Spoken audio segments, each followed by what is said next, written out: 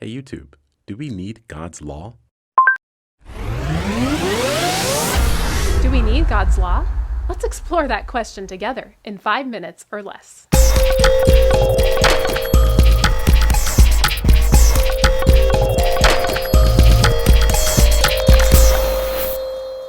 We don't always like rules and laws. In fact, I know some people who make it a point of breaking them.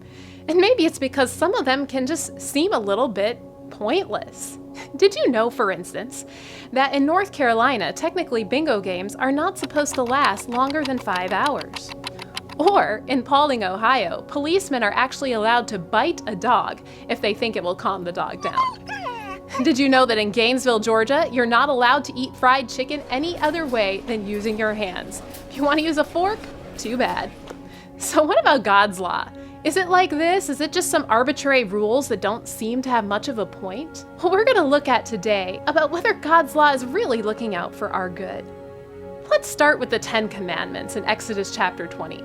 This is probably the place that we first think of when we think of God's law. We have commandments there like, thou shalt have no other gods before me, not making graven images, remembering the Sabbath, not bearing false witness, not stealing, not murdering. Let's think of the issues that we have in society today. Can you imagine a society with no murder?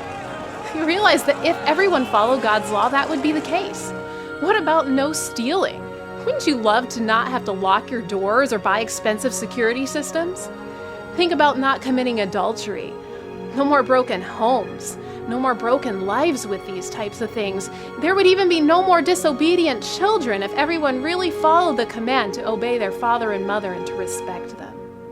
But aside from those practical benefits, you still might be asking, but wasn't the law done away with at the cross? Because we're under grace now.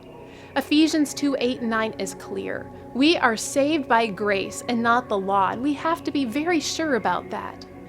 But let's give an example. Let's say that I was driving down the road going way too fast and I get pulled over by a police officer. I deserved a ticket. But somehow the officer decides to give me a warning. He gives me grace. In the light of this, do I just speed off as fast as I can go because I'm under grace now? Actually, I would probably go off a lot more carefully and slowly than I would have done otherwise because I'm thankful for this grace. And are we thankful for God's grace the same way? Romans 3:20 says that the law is the knowledge of sin. It just tells us that we need a Savior. It's like a mirror, James 1:23-25 says.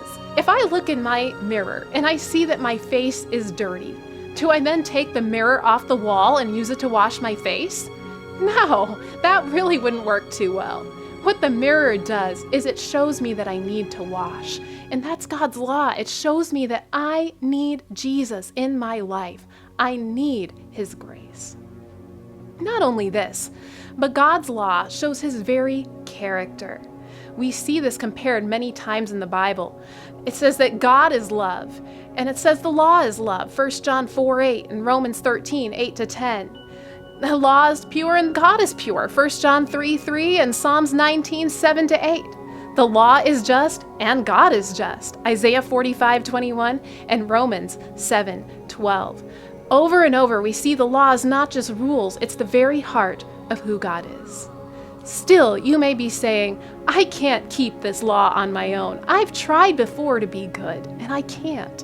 Well, here's a beautiful promise. In Jeremiah 31:33, God says, I will put my law in their minds and write it on their hearts. I will be their God, and they will be my people.